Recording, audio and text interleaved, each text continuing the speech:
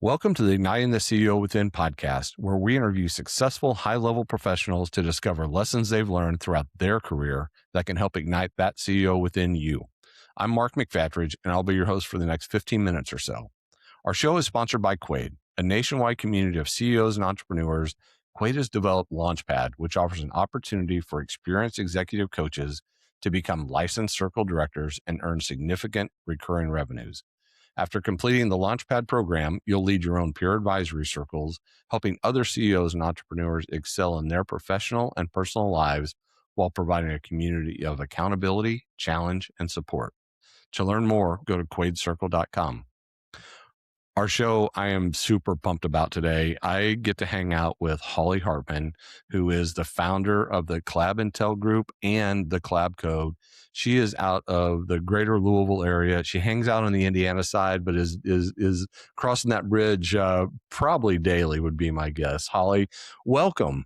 Thank you. I'm so glad to be here. And I love the content and what you provide for people to be listening to and how we can help support each other in this ecosystem. I love it. Thanks. All right. I'm just going to jump right in. You get to work with so many amazing people, and I'm assuming over your time in all that you do, that you've come across some leaders that are excellent and they stand out and you're like, dang, I want to be like that person. You've probably also seen the opposite side. Some that you're like, woof, I need to stay away from that. Mhm. If you had to dial it down, like, are there one or two traits that you've seen that separate the really excellent leaders from the not so excellent leaders? Yeah, it's a fantastic question because a lot of my experience has been the learn through the burn and then get an opportunity to teach people through the pain and turn it into purpose. And so much of recent, even more recent, looking at some leadership of different traits, looking at, do they have internal motivation or Hmm. is it external motivation, and really trying to dial it down into those two things. Because when somebody has internal motivation, you might give them a guideline, a deadline that you think that's a deadline, but that's more of a communication tool of, okay, this is the time that we have. I can allot Hmm. my capacity and what it makes sense. And I know what I need to do to make that happen. Whereas somebody with external motivation, you give them the guideline and the deadline, and they may get it right up into the crack of it or beyond. And then you have to keep tapping on their shoulder. Do you remember when you agreed to this? And they need more accountability, and or they activate when you have given some consequences to it.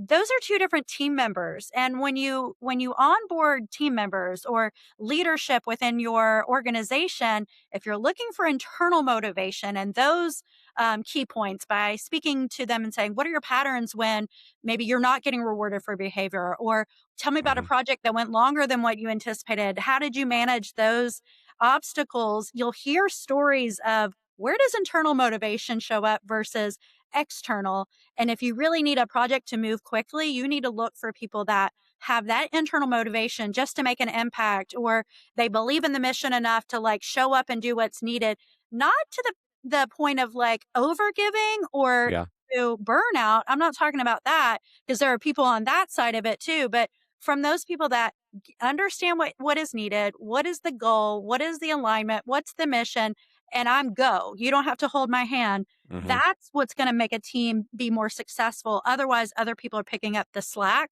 of the ones that need external motivation. Yeah, I like that.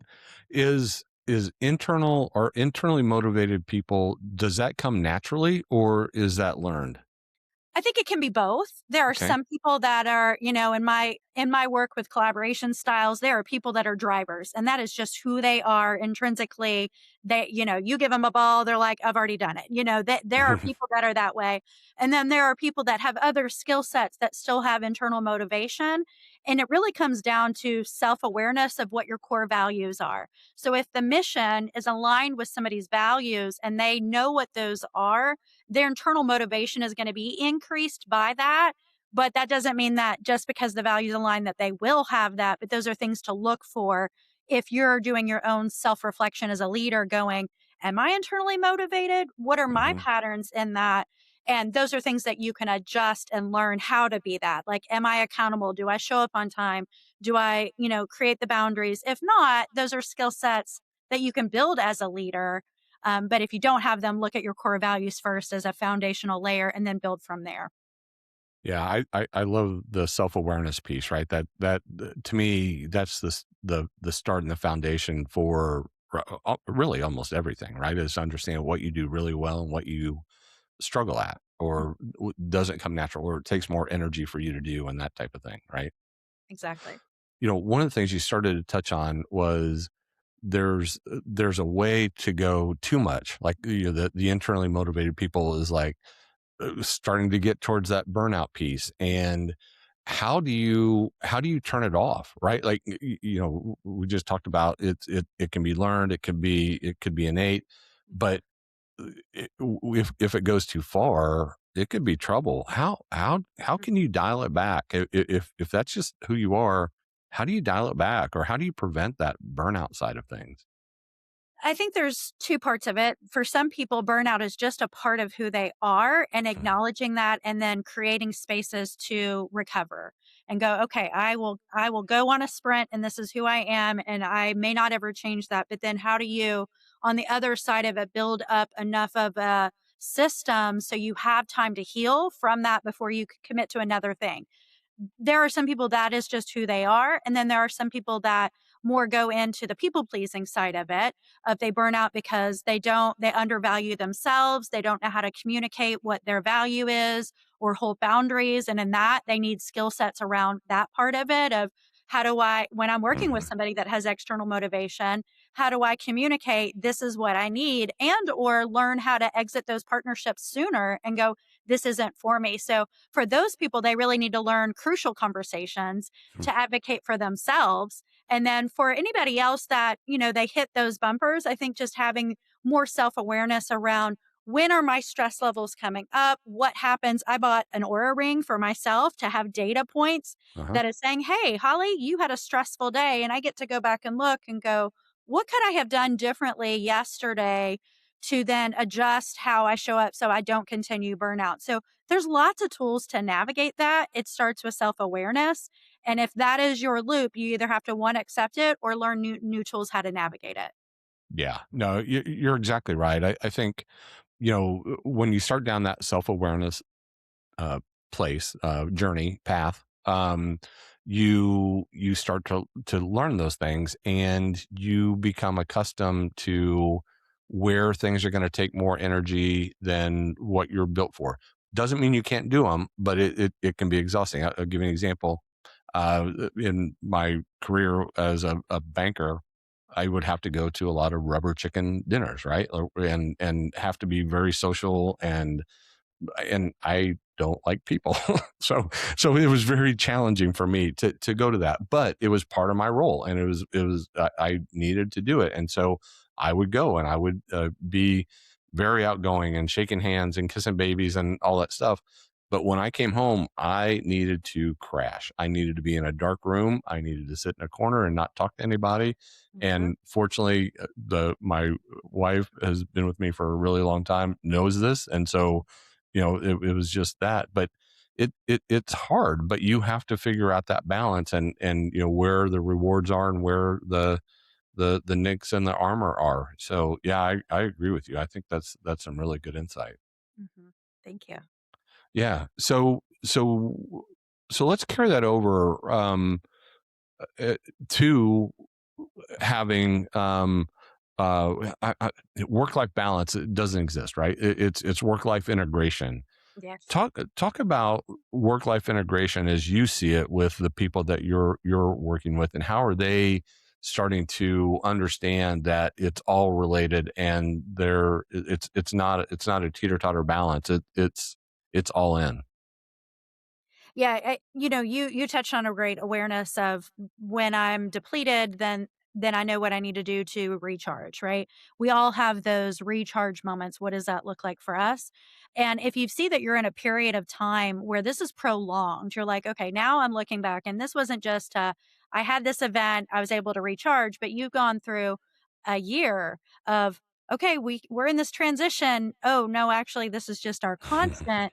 Mhm. You have to learn how to self advocate for yourself and really be, and this is where the book Crucial Conversations, if you've not heard that or read that, the audiobook is really helpful. If this is an area that you need a skill you need to grow in, the audiobook I highly recommend because you hear it. Because if Mm. it's never been a part of your communication vernacular, it's much like going to Spain and listening to Spanish and you're like, now I'm immersed in it. Oh, I understand. You have to hear the cadence of how communication comes out when you need to advocate for yourself. And I think Crucial Conversations does a really good job at that. And I think that's where we need to really start of going, we have to be good self advocates and go, this is what I'm feeling. So I work a lot in collaboration space, which means that lots of different individuals with lots of different personalities coming together to collaborate. And the reality is there's 8 different styles when it comes to that. We have to be aware of what style we have. So for instance, I'm a driver.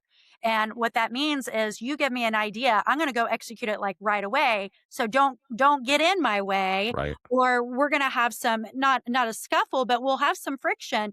But I know that about myself now. So if I'm working with a visionary, I can communicate with a visionary because they have big ideas and we need them in those spaces. But we can have friction if they want to stay in the sky and I'm like, we got to execute. Mhm. I can self advocate because I know who I am and how I show up, and also giving them space to do that too. So it really is a give and take of who are you working with? It's not just all about me. It's how do we collaborate together based on how we show up?